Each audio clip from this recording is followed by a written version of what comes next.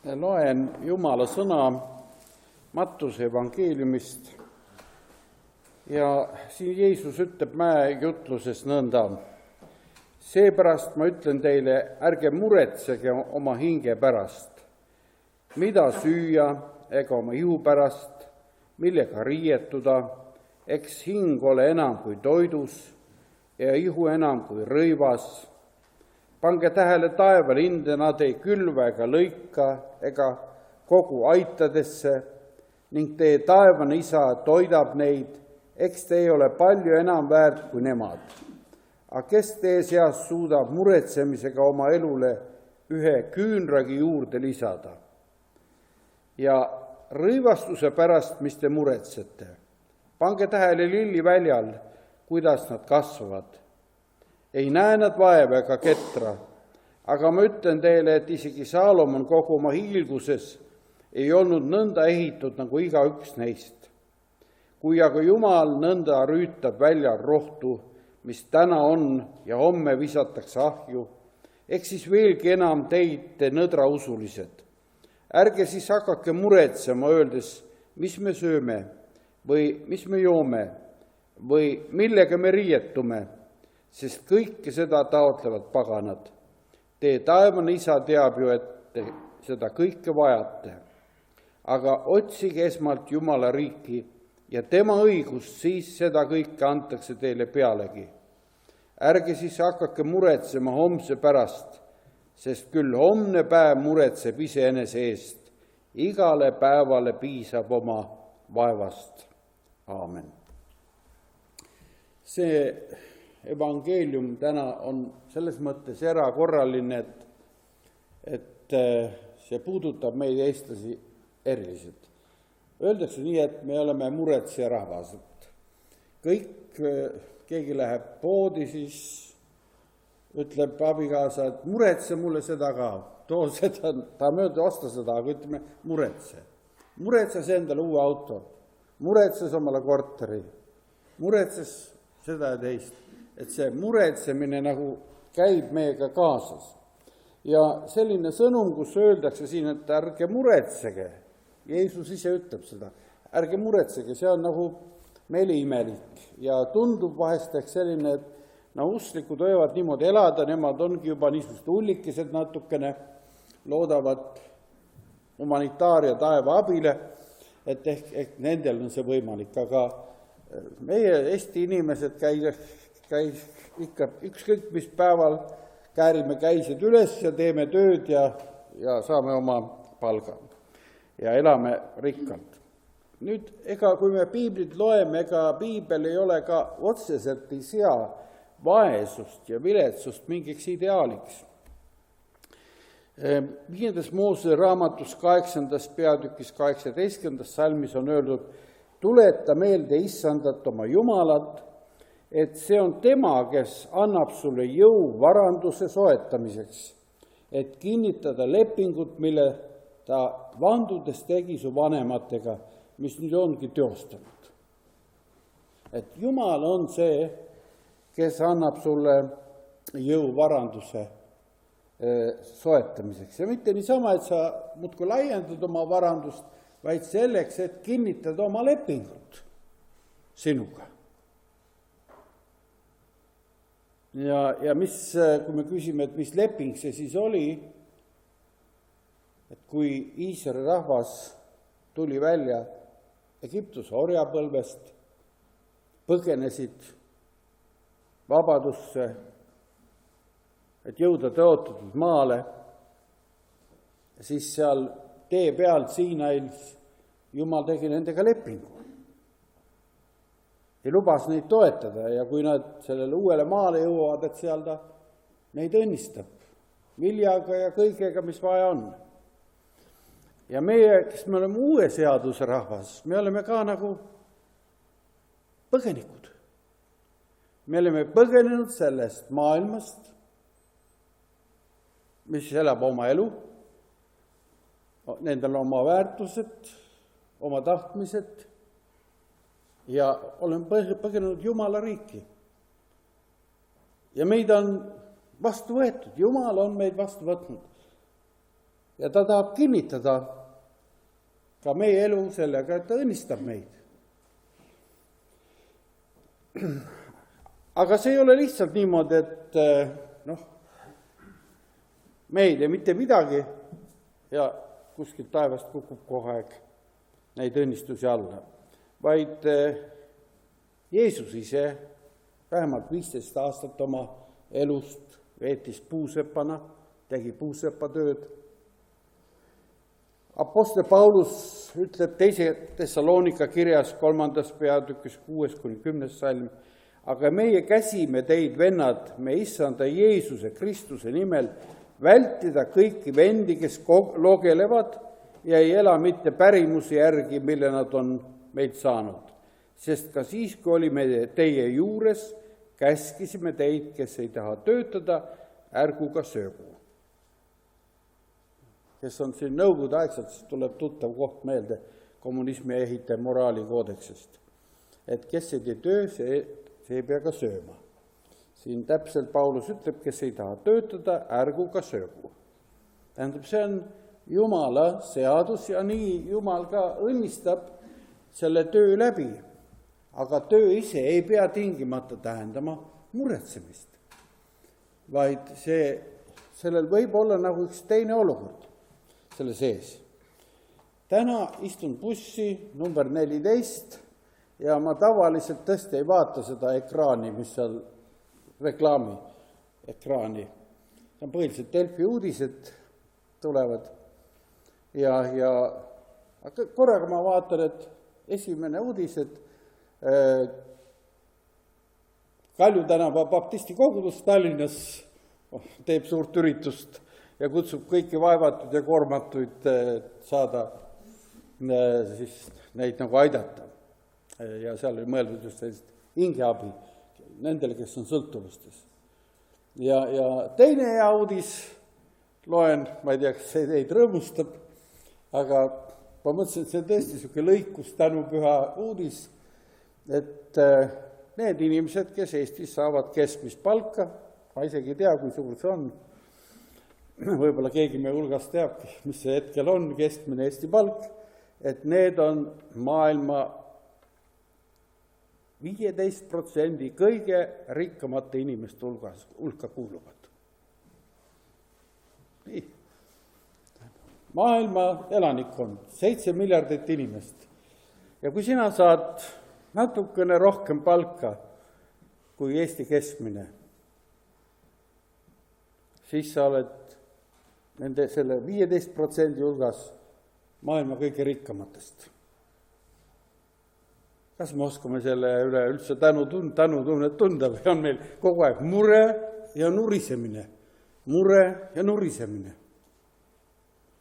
Kas me oleme natuke maailmas ringi rännanud? Mäletate, kui siin õed ja vennad rääkisid Etioopiast ja sellest, nägite neid pilte, seda vaesust. Ja mul kunagi ei lähe see meelest see on 90. aasta. Ma olin ühel konverentsil Filipiinidel Manilas, uhked pilvelõhkujad, uhked rikast hotellid ja seal kohe hotelli seina ääres on pappkastidest majakene, kus elab terve perekond. Aga see ei olnud selle asja punkt, vaid me läksime ekskursioonile presidendi lossi. See oli muudetud sel ajal muuseumiks, ma ei tea, kuidas ta täna on. Seal oli kuulsa president Markuse siis nagu eluase ja kõik. Ja siis ka tema abikaasa, kes armastas ilusaid kleite ja kingasi, nagu garderoob. Ja seal oli 4 suurt saalitäit oli kleite, maailma kõige kallimad kleidid. 2 suurt saalitäit oli see inimene korjanud omale kõige ilusamaid kingi ja ehteid ja kõiki. Ja 500 meetrit, kui me hakkasime tagasi sõitma sealt, eemal oli keset suurt uhket linna prügimägi, kus elas 30 000 inimest. Et ma panin isegi oma kaamera ära, seepärast mul oli piinlik. Tekib niisugune, nagu sul on piinlik ja sul on valus seda kõike näha. Ja see mahub kõik siia maailma ära. Ma ei ütle, et Eestis ei ole ka vaesust ja viletsust. Kas selle nimetaja on alkoholism ka, mis on seda kaasa toonud, või lihtsalt tööpuudus või mingisugused majanduslikud ebaõnnestumised. See võib olla erinev, aga see, mis evangeelium meile täna kuulutab, on see, et pange tähele taevalinde. Nad ei külva ega lõika ega kogu aitadesse ning teie taevane isa toidab neid, eks te ei ole palju enam väärt kui nemad. Jeesus suunab meie pilgud taevasse. Tõstke oma pead, muutke oma tavapärast vaatenurka elule ja maailmale. Ja see pilk taevasse, see muudab meie vaadet. Ja see vihje on väga niisugune lihtne ja loomulik, pange tähele taevalinde. Siin alles hiljuti Meelis tunnistas, ütles, et ta vaatas need olid luiged jõe peal ja vaatas murega, et kas need väiksed luiged saavad ikka lennuvõimelisteks enne, kui lumi tuleb, nagu vanasõna ütleb, et luiged lähevad, lumi tuleb. Ja sellest ajast peale ma olen ka nüüd jõe ääres, kui sõidan jalgrattaga, vaatan nagu neid linde, et kas nad on ikka nagu saanud selliseks, et võivad lendu minna. Aga pange tähele taevalinde. Nemad lendavad, neil on üks teine perspektiiv, nad lähevad siit ära ja tuleb jälle tagasi.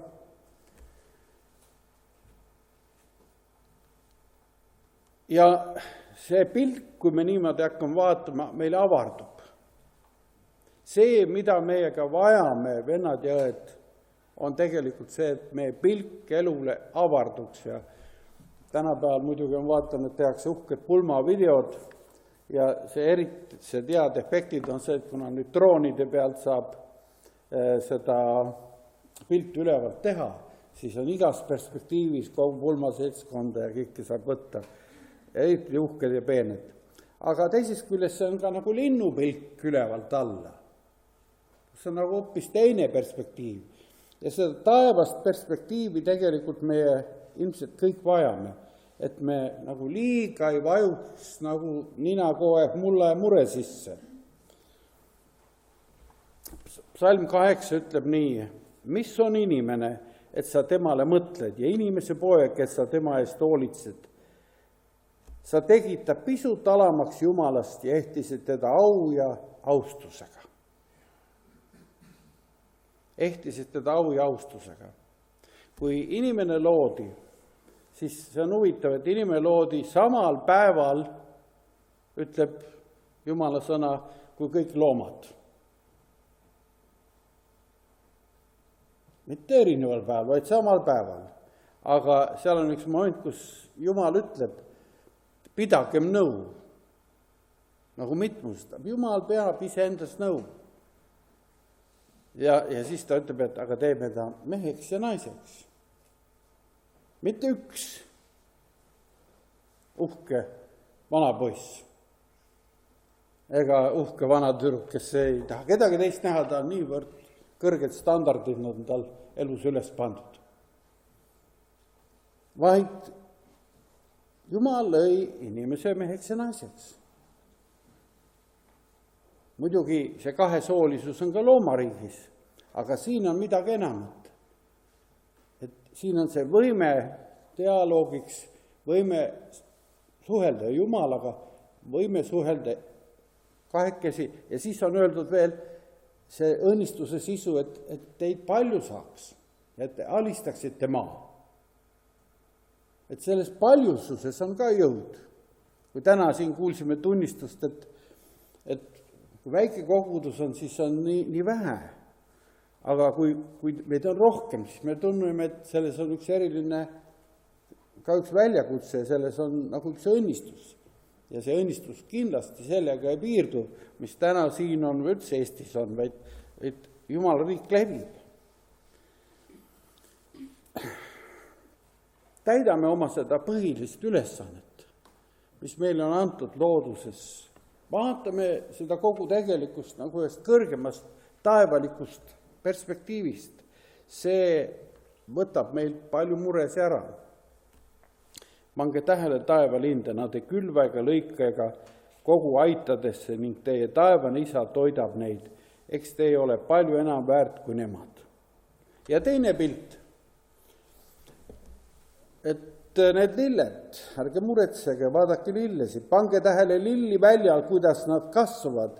Ei näe nad vaeva ega ketra, aga ma ütlen teile, et isegi Saalomon kogu oma hiilguses ei olnud nõnda ehitud nagu igaüks neist. Et mida siis õieti siin soovitatakse imetleda? Et kui horisondi avardumisega, kõrgusesse tõusmisega me vabaneme teatud muredest, aga samal ajal Jumala sõna ja Jeesus ütleb, et me vaatleksime ja õpiksime ka seda, kõike seda maist tundma, neid lilli ja viljasi. Eks see meie elusuhe loodusega on ju linnarahval tõsiselt nõrgenenud. Ma mäletan, kui ma olin laps ja ma käisin siin palvemajas, oli lõikustanu püha, siis oli nii, et neid kõrvitsaid, porgandid ja need oli siit servast sinna seina, aga siis seda teist ruumi ei olnud. Ja see oli üks suur selline probleem, aga ka õnnistus, et kuidas seda kõike neid andi ära jagada ja selleks koguduse nagu vaesemale rahvale ja vanadele. Aga täna, ma ei tee, see jutt, kui ma räägin, ei ole etteheide kellegilega, see ongi meie elu reaalsus, et me käime supermarketis, me ostame oma asjad ja meil ei ole neid aedasi enamasti ega kohti, kus me väga midagi kasvatame. Aga minu aias ka põhiliselt on muru ja õunapuud ja üks kreek ka seal kuskil. Aga see ongi kõik. Ja siis on supermarket. Aga veel mõned koguduse liikmed, nagu perekond Tõnissaared ja mõned veel on, kes aiaga tegelevad ja nemad on toonud siia täna nagu porgandeid ja mõned viljad ja kõrvitsa ja et meelde tuletage, et me vaataksime seda ka loodust, seda väiksemat ja mõistaksime, et Jumal hoolitseb. Et meie teeme oma tööd, meie külvame, meie rohime, kastame, aga kui on ikka väga kuiv, siis ei aita ka kastmine palju midagi. Ootame vihma, päikesesoojust, kõike seda on vaja. Ja siis see kontakt selle maisega õpetab meid ka Jumalat usaldama. Pange tähele lilli väljal. Et Jeesus osutab selle, et loodus on nagu õpetaja meile. Aga selleks, et looduse saladusi avastada, on vaja seda loodust hoolikalt jälgida ja tähele panna. Tuleb hetkel meelde just antiikajal selline suur filosoof Aristoteles. Ja ta sattus nooruses ühe sõbraga Eboia saarele, see on üks väga väike saar ja neil ei olnud midagi teha, oli selline talveaeg, tormide aeg ja mis nad ette võtsid, nad loetlesid üles kõik, mis seal kasvas, kõik taimed, kõik linnud, kõik loomad, isegi rannikul kõik kalad, mis nad nägid, kõik ja tegi sellise suure ülevaate. Ja see oli esimene selline nende jaoks selline loodusõpik. Aga selleks oli vaja aega. Ma ei tea, kui palju aega on sinu elus pühendunud sellele, et vaadata, mis seal aias toimub. Või pargis toimub, kui sul aeda ei ole. Ja kuidas see kõik kasvab ja kuidas see oma vilja kannab. Ja me saame aru, et lill võib tõesti meid väga õpetada, milline ilu, milline kuninglikkus ja kõik ilma pingutamata ja tema ei pinguta, tema lihtsalt kasvab. Nii et meil on nagu kaks allikat, et me vaatame taevasse ja meie perspektiiv elule avardub ja siis me vaatame ka selle üksikasjadele, mis me aias toimub, oleme tänulikud selle eest, paneme oma töö osa ja sügisel korjame ja rõõmustame, nagu oleme nüüd teinud. Jumala vaade on elule, on realistlik, kui me tegelikult võime arvata. Nii et usklikud ei ole mingid ullikesed, vaid läbi ajaloo on õpetatud ikka nii. Palveta ja tööta. Tööta ja täna Jumalat. Ära unusta, et kõik ei sõltu sinu tööst, vaid on midagi suuremat. Keegi kõrgem, kes asju juhib. Ja kui me lähme nagu väga uhkeks, siis Jeesus räägib ühe tähendamissõna mehest, kes tohutu hea saagi sai ja mõtles, et mis sellega teha. Ja siis ta mõtles, et ma panen need, nüüd ehitan omale täiesti uued aidad, panen kõik selle vilja aitadesse ja no, muidugi selleks, et hea raha eest hiljem müüa seda. Ja siis Jumal ütleb talle öösel, et aga mis sellest kõigist kasu on? Täna öösel tahan ma su hinge küsida. See siit minek ja lahkumine võib tulla väga äkki meile. Varsti peame juba surnute mälestuspäevi. Lõpetame kiriku aastat. Ja see tuletab veel meelde, et on ka meie oma elu kaduvus ja viljakus on teemaks. Psalmist 39. laulus ütleb nõnda, ainult nagu varjukuju kõnnib inimene. Nad teevad kära tühja pärast. Nad kuhjavad kokku ega tea, kes selle saab. Teevad kära tühja pärast. Nad kuhjavad kokku ega tea, kes selle saab.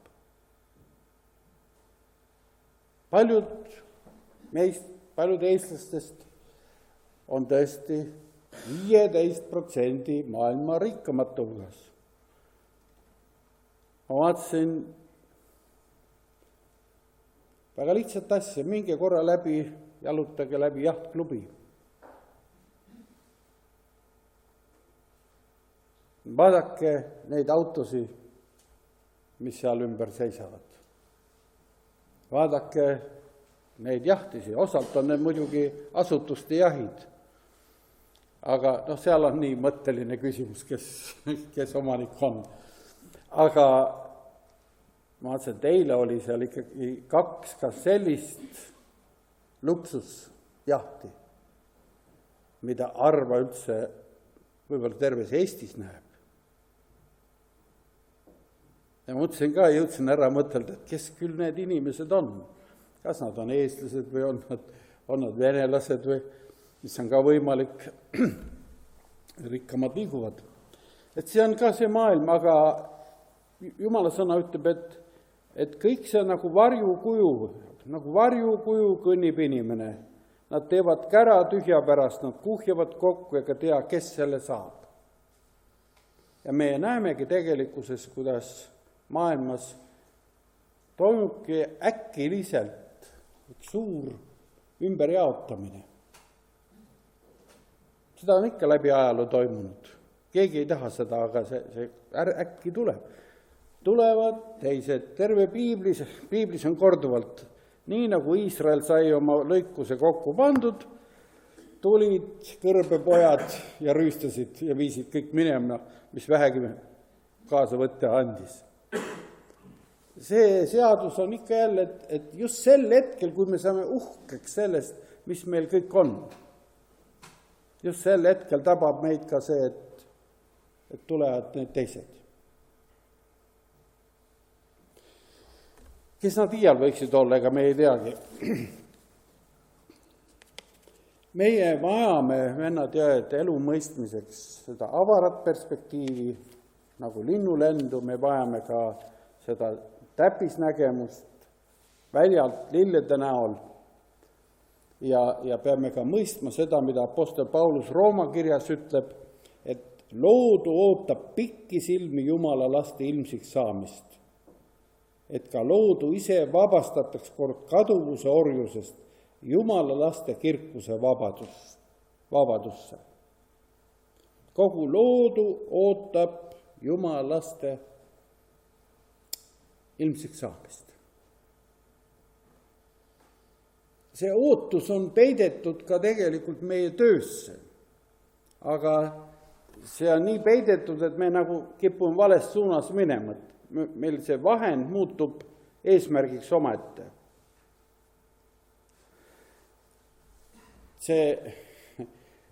Kogu see turumajandus, milles me tegelikult elame, on ju ka suurtele ootustele rajatud.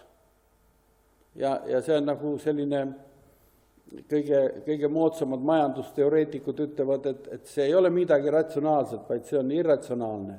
See on mingid lood, mingid unistused, mingid nägemused, mida me korraga, mille nimel hakkame tööle. Ja võib-olla saavutamegi need, aga need pudenevad sama kiiresti meie käest ära. See ei ole tegelikkus. Aga kui Jumal päästab, siis vabastatakse kogu loodu, meid, kogu loodu sellest orjusest, Jumal laste kirkuse vabadusse. Tuleb aeg, kus me jätame selle maailma horisondid selja taha. Tuleb aeg, kus me tõepoolest enam ei tööta maises mõttes.